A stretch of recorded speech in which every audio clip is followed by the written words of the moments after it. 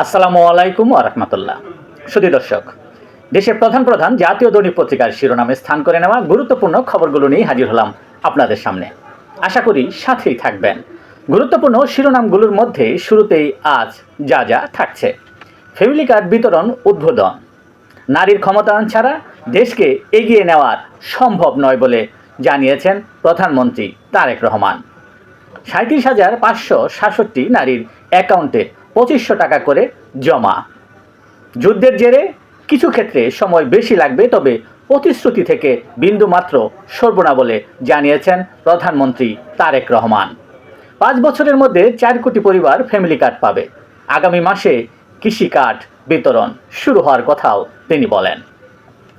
সংসদের প্রথম অধিবেশন বসছে কাল। গণভোটকে সম্মান দিতে হলে আগে সংসদে যেতে হবে বলে মন্তব্য করেছেন স্বরাষ্ট্রমন্ত্রী সালাউদ্দিন আহমেদ।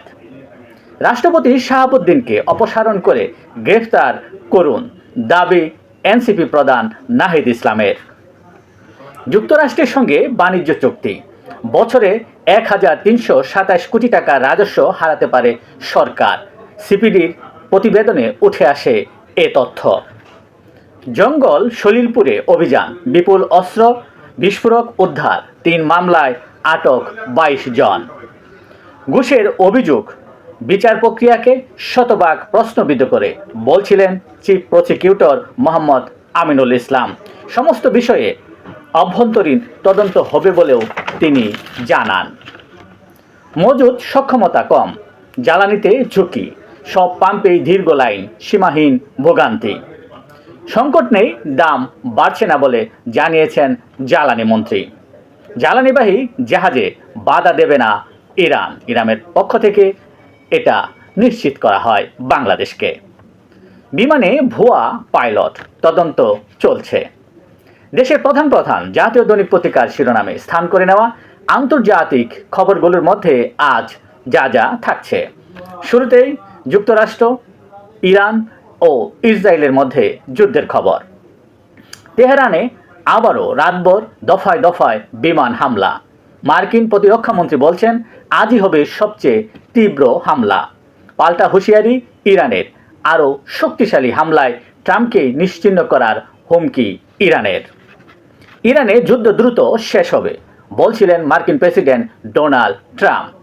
যুদ্ধবিরতি চায় না তেহরান, ইরানের স্পিকার একথা জানান। যুক্তরাষ্ট্র নয়, যুদ্ধের সমাপ্তি নির্ধারণ করবে ইরান বলে জানিয়েছে IRGC। ইরান পরিস্থিতি নিয়ে ট্রাম্প পুতিন ফোনালাপ, সব পক্ষই অনড়, বাড়ছে প্রাণহানি। ইরান যুদ্ধ থেকে ট্রাম্পকে দ্রুত সরে আসার পরামর্শ দিচ্ছেন উপদেষ্টারা। দায়িত্ব পেয়েই অস্তিত্বের লড়াইয়ে মোস্তফা। ইরানের প্রেসিডেন্টকে সতর্ক বার্তা তুরস্কের। এই ছিল দেশের প্রধান প্রধান জাতীয় দৈনিক পত্রিকার শিরোনামে স্থান করে নেওয়া গুরুত্বপূর্ণ খবরগুলো, যা নিয়ে এতক্ষণ আপনাদের মাঝে উপস্থিত ছিলাম। আজকের মতো এখানেই, আবারও দেখা হবে আগামীকাল ঠিক একইভাবে। সে পর্যন্ত অবশ্যই ভালো থাকবেন, সুস্থ থাকবেন। আসসালামু আলাইকুম ওয়া রাহমাতুল্লাহ।